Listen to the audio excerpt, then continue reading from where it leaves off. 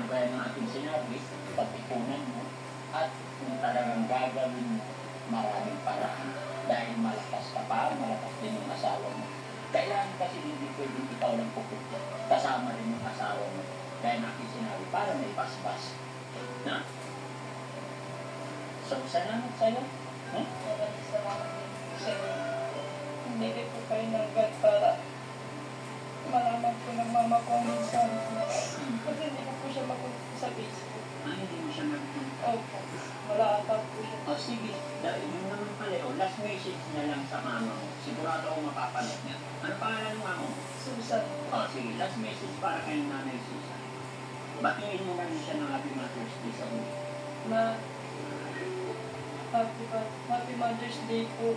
At pasensya na kung naging matigas ang ulo ko at hindi ko po kayo matulungan.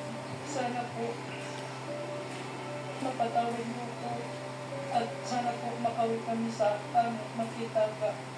Hihingi po talaga ako ng sorry sa inyo kahit ilang beses pa mapatawad mo ako.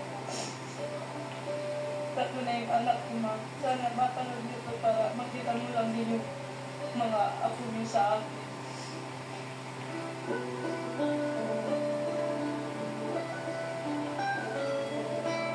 Pinagsisiyak ko na yung ginawa ko, ma.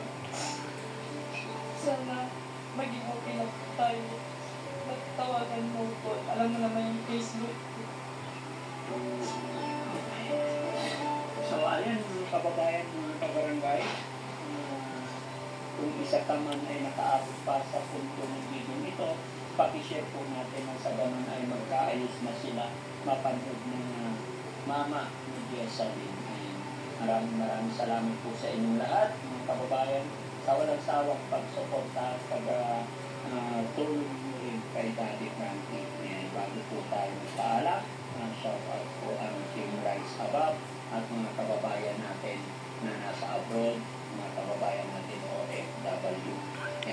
Maraming salamat po. Shout out kay Tita Honey S. And lahat-lahat po, maraming salamat. God bless po. Daddy Frankie po, anak ng Pangasinan, from Pangasinan po. Bye-bye.